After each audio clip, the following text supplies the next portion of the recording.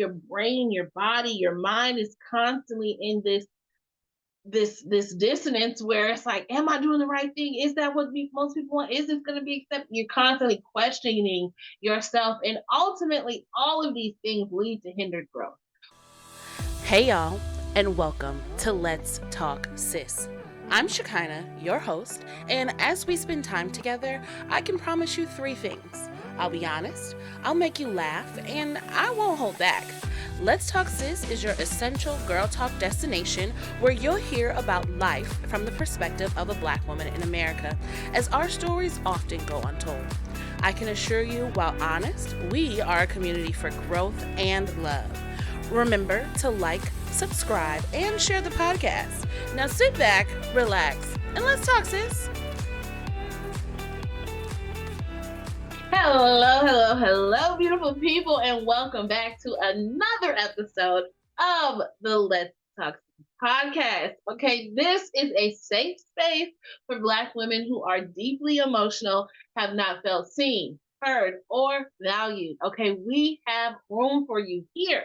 I am your host, Shekinah, and this is absolutely one of my favorite places to be, and I'm so excited that you decided to join me. Thank you for watching. If you're not watching, come on over to YouTube, and if you're listening, shout out to you, boo. Okay, this is a community, so I want to hear from you all. I want to know what you're thinking, what's your feedback, what comments, what questions, what concerns do you have? If there are timeline topics, if there are let's talk topics that you want discussed here on the pod, please send me an email at the Let's Talk Sis pod at gmail.com with the title Let's Talk Sis. And we will get into the things, all right? We will get into them, I promise. So if you don't know, or if you already do, the Let's Talk Sis brand is all about promoting authenticity in conversation in order to heal, grow, or inspire our audience. So if you love what we're doing here, you can help keep the conversation going and supporting Let's Talk Sis on a monetary level with buying me a coffee, okay? Your support will help us to grow the team, improve the content, improve the quality of content, and most importantly, keep moving the mission forward. So every contribution, whether big or small, will really make a difference, okay? So you can tap the link in the show notes, or you can visit buymeacoffee.com/let's talk sis to show your love and help us keep the community growing. Okay. So welcome, y'all. I hope you all had a Merry Christmas. Hopefully when you're seeing this, it should be after Christmas, right? If things go according to plan, if we're on schedule. Y'all know I batch recorded this back in November. So fingers crossed, we love a plan, but things don't always go that way. So anyway, hope you had a Merry Christmas. I hope you were good and on Santa's good person list and got everything that you wanted. I also hope that you praised the sweet Lord baby Jesus, okay, and gave him thanks for all the gifts and all the thing and all the merry and cheer that you were able to experience. At the time of the recording, I am literally sitting on my hands trying not to decorate my house, okay? I got somebody in the house who don't want to decorate till after Thanksgiving. If it were up to me, we would have had this up November 1st. But I'm trying to compromise. So I'll try and do a cute little video and maybe I'll insert it here, or if not, it'll be on my YouTube page. You can see what I did end up doing with my decorations. Oh, all right. So listen, y'all, let's get into our timeline topic of the week. Okay. You got to be okay letting people think what they want about you. The idea that you need to be liked, validated, or accepted by everybody is an illusion. Your peace, your mental health, your happiness is way more important than anybody's perceptions, approvals, or opinions of you. Okay, no truer words have been spoken. This was a TikTok from LA_Brittany, which I believe is supposed to be La Brittany. So shout out to you, La Brittany, for those words of encouragement. Okay, now coming from a natural born people pleaser, somebody who loves peace, loves a vibe, loves a good time, loves for people to get along and go along and engage, you need to hear these kinds of things. Okay, you need to hear somebody essentially giving you permission right? To not have to be like everybody. Just because you say something that the other person doesn't like doesn't mean it's not valid, doesn't mean it's not worth it, doesn't mean it's not true or needed to be expressed. Okay. And especially for people who are in relationships, it's important to know that because rightfully so, we want our relationship to be copacetic. We want there to be vibes. We want there to be love and peace and joy, in the relationship. But that is not the barometer of health, right? Joy is not a barometer of health. If we think about our bodies physically, right? Not all of us enjoy working out. Not all of us enjoy being out of breath because we're doing cardio, we're conditioning, and not all of us enjoy being sore the next day. But if the joy was the barometer of our health, we would never work out. And we know that's not good for you. Okay, we know you need to move your body. We know we have to be physically active to maintain a level of health. And so it's the same in relationships. You gotta sometimes say the hard thing. You gotta sometimes put in the extra work. You gotta sometimes maybe be a little inconvenienced to show up for yourself, in these relationships. But it's not a necessity that the other person likes or validates, what you're saying, because they just simply may not see it the way that you see it. But it doesn't mean that is the end all be all for expressing yourself. So I needed to hear that message. I, again, like I said, I am a a, a person who likes people to like them. It's not the ultimate requirement. It's not the only thing that I look for, but I do like people to like me. I do like to be in good standing, if you will, with other people. But what I am learning is it's most important to be in good standing with yourself. It's most important that I am happy with who I am. I am happy with, the decisions that I make, that I can look myself in the mirror confidently and say, I showed up for you, right? That is what's most important. And so it's encouraging to have people tell you, hey, that's not how real life works. Everybody's not gonna like you. Sorry, not sorry. Everybody's not going to validate you. Everybody's not going to see things from your perspective. But if you're okay with it and you're confident in it, do it, boo. Do what you got to do. Okay. So that's our timeline topic. And listen, the alignment on these episodes are working well for me. Let me tell you how I put together my docket. Okay. So basically, I said, okay, this is when I want to take a break. Right. Boom. In order to take a break here, I need to get out X amount of episodes. Let's just say it was 10 episodes. I don't really know how many. Let's just say it was 10 episodes. Okay. So then I said, boom, I need 10 topics. What am I going to talk about? Boom. I created my 10 topics. Okay. I got them up. I got them, put those in the docket. Then I just scrolled through TikTok. And I said, okay, I need 10 timeline topics. I just saved them. Once I saved them, I just randomly put them in my docket. I randomly put them in the episodes. I didn't think, let me correlate them, because they don't have to be correlated necessarily to our Let's Talk topic. But the alignment that has been happening, the correlation that has happened by happenstance, which I don't think anything happens by happenstance. Thank you, Holy Spirit. It's been great because along with not needing to be validated and not everybody needing to like you, today we are talking about living shameless. Okay, living without shame, sis. Now, let me preface this conversation with that don't mean you get to be ragged. That don't mean you get to be disrespectful. That don't mean you get to be inconsiderate. But it does mean that you get to stand 10 toes down on who you are, what you believe, and do it with grace and with confidence, right? So to start kicking off the thing, I want to just tell us some negative effects of shame, right? Because some people feel like you should be shamed. You shouldn't just put everything out there for the world. And while there's a fine line in which that's true, you don't have to share everything. But I think privacy and shame are two different things, right? When I think privacy, that means I'm not going to tell you what I'm doing in my bedroom, right? I'm not necessarily going to get on this mic and tell you all the tips and tricks your girl has. Okay. But that does mean that if I'm in a conversation with somebody who I trust, if I'm in a conversation, with somebody genuinely seeking advice or have questions, whatever, I'll tell you. I have no shame. You're not going to make me embarrassed for the things that I do, for the experiences that I've had, for the thoughts that I have, even if they're seemingly ignorant. It may just be I don't know something, but you're not going to shame me because of it, right? So one of the main effects, negative effects of shame, because it affects us emotionally, mentally, physically, is low self-worth.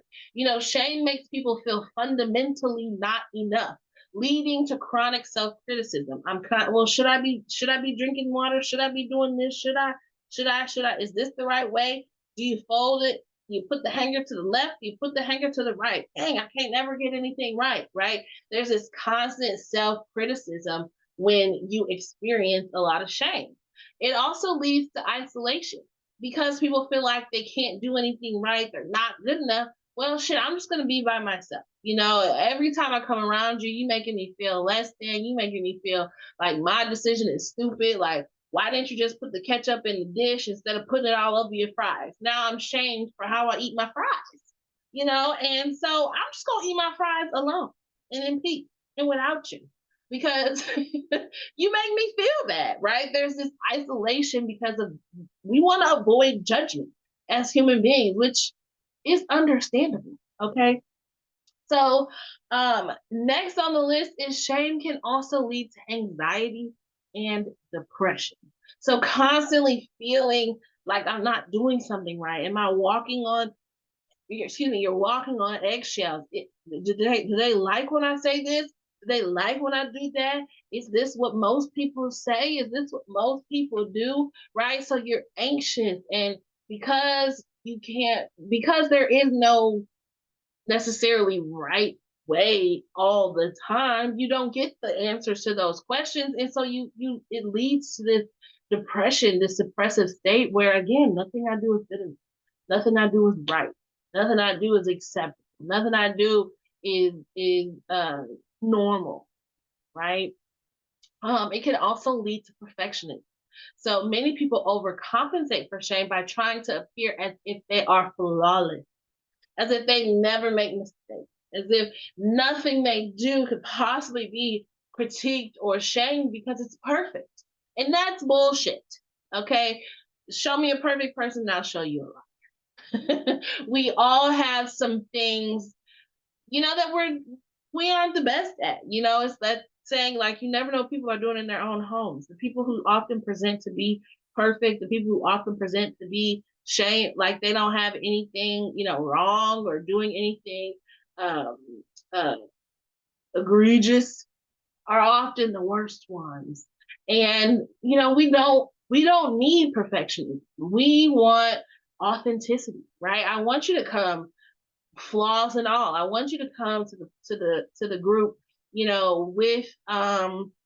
with mistakes you're made, with questions you have, with biases even that you may have, right? Or strong opinions or strong stances that you may have on a certain thing because we all have them, right? Nobody is just again, no one's perfect. So trying to overcompensate to avoid shaming, leads to these people who present in a way that just isn't real, right? So next, when there's a ton of shame, you can find yourself feeling this difficulty with being vulnerable.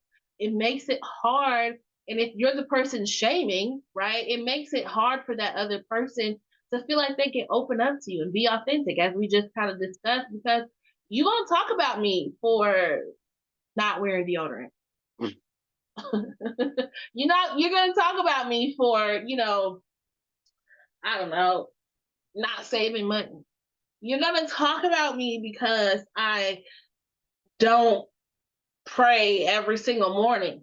You know what I mean? And because of that, I'm not going to share with you, hey, well, what does your hygiene routine looks like? I can't really use deodorant because I have hidradenitis suppurativa and it clogs my pores and causes boils and all these other things. So what do you use as an alternative, right? If I were Shane, I wouldn't get on this mic and just tell all my business, because I'm afraid you're going to judge me. I'm afraid you're going to have some shit to say. I'm afraid you're going to call me stank. I don't give a fool. Okay, at this point, like, it is what it is. There's literally nothing like I can do about it. It is what it is. Okay, so keep that in mind. When people are sharing things or people are trying to open up to you, shaming them is only going to make their lives harder and make it much more difficult for them to feel like they can be vulnerable, right? So there's often this avoidance or self-sabotage that also comes with it. People may avoid opportunities or success out of fear of being exposed, right? If I, not that I'm saying it's okay to walk around saying, because it's not okay, it's not okay. But if I were ashamed of that fact, and I feel like, dang, everybody's gonna talk about me, everybody's gonna look at me crazy because I don't wear deodorant. I may not accept an opportunity to host a panel. I may not accept an opportunity to, be in front of people or engage with others because, again, I'm feeling shame. So I'm gonna avoid certain things, certain opportunities in certain places. There's also, some physical symptoms that can come from shame. Chronic shame can lead to stress related headaches, fatigue, tension, because your brain, your body, your mind is constantly in this dissonance where it's like, am I doing the right thing? Is that what most people want? Is this going to be accepted? You're constantly questioning yourself, and ultimately all of these things lead to hindered growth. When shame dominates, it blocks learning, creativity, and confidence, right? If we are living in shame, and I'm saying this because we can't control the things that other people say. Maybe things people are saying are in an effort to shame you, but that doesn't mean you have to receive that, right? And so if we are taking on this shame, we are taking on these outside opinions or expressions of who we should and should not be. We are ultimately going to hinder ourselves from being able to grow, being able to learn, being able to share, right? Well, I don't save money. And why don't I save money? And then somebody can tell me, well, actually, you could if you tried this, right? And without shame, with curiosity, with genuine support. But if I'm feeling ashamed about it and I never express, if I never tell my story, I don't get that opportunity, right, to grow, to learn, to be creative, and to find some confidence. So, that's just to kick it off. Those are just some of the effects of shame, right? And so, one thing I try to do in conversation and in talking with people is, have a level of curiosity, especially when opinions differ, when uh, modes different. What was the word I'm looking for? Whatever. When our ways of going about things are different, right? There should be a level. I tried to implement a level of curiosity. And one thing I heard, I believe it was Brene Brown say, is that the word should implies shame. So if I'm talking to somebody and I'm like, well, you should be saving, you should fold your clothes as soon as you wash them and dry them, you should have 3 kids by now, you should have been married, right? There's automatically this connotation that what you're doing isn't the right thing to be doing. And who's to say what's right? Now, you absolutely should not be stealing. You absolutely should not be dealing with underage children. You absolutely, should not be having Diddy parties. Like, there are some things we can go ahead and shame you for, right? And I think you and I are smart enough to understand that line. But I think it's also important to understand language is so important, because a lot of times we say these things and we express these things not really with maybe the intention to shame somebody, but that's the impact, right? With not necessarily the intention for somebody to feel shitty about themselves, but that's the impact if we're not conscious of our language. So just keep that in mind, that should automatically comes with this level of, well, what this person is doing is wrong. And sometimes it's ourselves that are telling us this, right? I should have 1,000 followers by now. I should have a brand deal. I should, have 10,000 clients. But who's to say that, right? If I keep going down that lane, I'm going to now defeat myself. I'm going to now, question if what I'm putting out is good, if what I'm putting out is necessary, if what I'm doing is relevant, and all of these things, right? And not that those aren't good questions to ask in a effort to grow yourself, but those are not the questions that you ask to condemn yourself, right? We talked about this before. There's ways to ask these things to assess yourself, but are we doing it out of a place of shame, or are we doing it out of a place of growth and improvement and finding opportunity, right? So there's just some awareness that comes with the language that we're using. And let me say, living unashamed does not mean you get to be a narcissist, okay? It doesn't mean that everything you're doing is right and moral or just. It doesn't mean that you always make the right decision. But it does mean, well, if I make the wrong decision, I'm going to own it. I'm going to take accountability for it, and I'm going to make the changes that are necessary to improve it, right? And it helps remove this guilt or this self-deprecation that can happen when we mess up, when we don't always do the right thing, when we don't always show up in the best ways. Getting into an argument with my boyfriend, and I raise my voice, that if I'm saying, well, I'm living unashamed, right? I'm not. You're not gonna make me feel bad. Well, you shouldn't have said this and that. You shouldn't have and because you said this, it triggered me. So therefore, that's why I was yelling. It is what it is, right? No, no, ma'am. Yelling was not the most mature, healthy response for me to do. But I'm not going to cower. Yeah, I was yelling, and yes, I was wrong. And now, because I'm willing to own it, right? I'm willing to live in my truth. I can become more self-aware. I can start to implement better tools. Okay, when I feel myself getting ready to yell, raise my voice, I need to take a deep breath and count to 10. If 10 don't work, I'm gonna try 20. And if 20 don't work, we're gonna have to pause this whole conversation, right? If if I'm not if I'm not willing to admit, hey, this wasn't the best choice that I made, it, I'm not going to ever grow. And so I'm not saying living unashamed means you're always right, that you're always the barometer, that what you do doesn't need to be assessed or tweaked or modified. But what I am saying is we have to get to a place where we can own the totality of who we are, good, bad, and ugly. And we don't allow other people to use those things, those characteristics, those behaviors as bullets to break us down. Well, you yell every time you get into an argument. Yes, I do, and I'm actually working on it. Thank you for bringing that to my attention. Right? Thank you for holding me accountable. Right now, you done took all the sting out of their little jab that they tried to make. Right? Well, you eat 3 cookies every single morning and every single night before bed. You know what? I do. I actually do. And I'm gonna do better. Instead of a cookie in the morning, I'm gonna eat some yolk, right? Or whatever it is that people try to use as methods to shame you.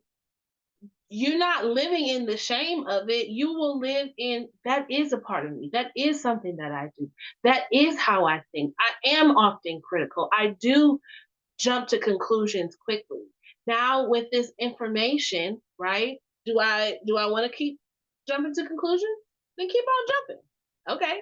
Do I want to keep um do I want to change? Okay, then let's change. Let's make a change. Let's do something different. But you're not going to shame me to, well, shoot, I always jump to conclusions. I just ain't gonna say nothing.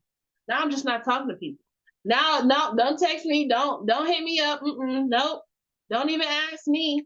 Right? Because then we become these different versions of who we think other people want us to be versus owning the good, the bad. You're so emotional. Yes, I am. For a long time, that was something I had shame behind. That I'm always crying. That I feel things so deeply, and that somebody could say, "Girl, shut up," and it could hurt my feelings. Right? That was something that I very much had shame behind. Whereas now it's, yeah, I am emotional. And yes, actually, I do feel things deeply. So I need to learn what spaces, what places, what boundaries can I express that in a way where people will honor it, where I won't be shamed, right? But I'm not going to just not be emotional now. I'm not going to just not feel things now, because of y'all's opinion. I'm going to own it, right? I'm going to find the pockets in which it makes sense, and I'm going to move forward in that unashamed. I'm going to walk into a room. Hey, I'm the emotional one here. So when y'all see me crying, just know that's what it is. Boom, took all the sting out of it because I'm owning it. Because you're not going to shame me for being who I am. Okay, so let's get into the sisterhood and see what some of the comments say. Stop shooting yourself on this journey. This journey starts with giving ourselves grace and changing our own self talk. Yes, it's so easy. You shouldn't be crying. You should be saving. You should be married. You should have kids, to take these voices in our head that we've created, other people have said to us, and that just becomes a track of our lives, right? Stop doing the should game. Thank you for bringing that to my attention. I'm going to work on that. Powerful. Say more on what that is. Let's see. My mother used to say, just because someone tries to drop something off at your door doesn't mean you have to bring it inside. Leave the shame where it is and embrace grace and curiosity. Yes, sir. And that's so good because again, people project, right? People project because they are not emotional, because they can't feel and be moved by things. They're going to make you feel bad because you are, right? Because they, had to work since they were 12 and never had an opportunity to pursue their entrepreneurial journeys or to bet on themselves. They're going to make you feel shamed because you are, because maybe you ain't got it like that right now, and you're betting on yourself. It's just like, you're not going to make me feel bad because your journey was different, honey. Don't project that. Don't bring that over here. We're walking boldly over here. We're living in our purposes over here. We are confident in who we are over here. You're so confident. You think everybody just like you. You think you just all of that in the bag of chips. Yeah, I do. Actually, I do. So just because you're insecure, you struggle with identity issues your whole life, doesn't mean I have to also, right? And you could keep saying that, you can keep talking that smack over there, but I'm still going to be myself. I'm still going to be confident. I'm still going to walk boldly, right? And you're not going to shame me into anything different. Just saying, using that as a response. Thank you for thanking someone for pointing out something is so powerful. Absolutely. When other people a lot of times can see things in us that we don't see in ourselves.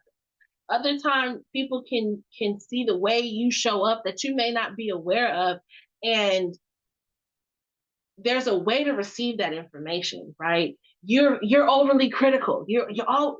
Let me use me for an example. I've had a friend tell me, like, you always have these opinions on how Again, I'm not perfect. I'm okay of how I need to be doing things, how I should be doing things, right? And it made me realize I'm a pusher, right? I push. Katie, I'm a pusher. I push. If I think you need to be making cakes, I'm gonna, dang, why are you not making cakes? You should be making cakes. Da, da, da. And I had someone point that out to me. And instead of, girl, please, I'm just trying to encourage you. I'm just trying to, make you hype you up. I'm just trying to da, da, da, da, da. I had to genuinely receive that and receive that a lot of times people don't always want the things for themselves that I might. And so instead of feeling ashamed because I'm inspired, feeling ashamed because ideas come to me quickly, feeling ashamed because I have these opinions, I just learned I have to earn the right sometimes to say the things, right? I have to learn how to ask sometimes better questions or take a different route in the conversation, maybe to lead them to where I'm at, to lead them to the understanding that I might have, right? I have to learn that, okay, maybe these ideas and these uh, uh, uh, visions that I have for people's lives, I can have that for myself. I'm a visionary, but I had to not be ashamed of that and not cower and isolate myself and just keep my mouth shut all the time. But I just had to learn again different pockets in which to use these things. So um next we're gonna move on to just how we can kind of break some of these cycles. How do we get those should things out of our head, right? So one, sometimes we have to recognize the shame triggers, right? Is is it that every time you go out and you see a pregnant mom or a married couple or somebody driving a nice car, you get to shaming yourself like, dang, I should be married by now. Dang, I should have saved my money so I could have this, right? What are the things that trigger you into this self criticism? Is it a person, right? Is it every time you go around your auntie house, she always telling you what you should and should not be doing? Recognize those things, right? And next is practice self compassion and curiosity instead of judgment. When you see the married couple and you say, dang, I should be married by now, practice some compassion in that actually I've been discovering a lot about myself and I'm glad I didn't get married not knowing who I was. Let me learn more about who I am. Let me learn more about how to save money. Let me learn more about, what it takes to maintain a luxury vehicle. And now that you don't learn that it costs $700 for a freaking headlight, you might not want that no you know so practice these in these moments when you're triggered. Try to get curious.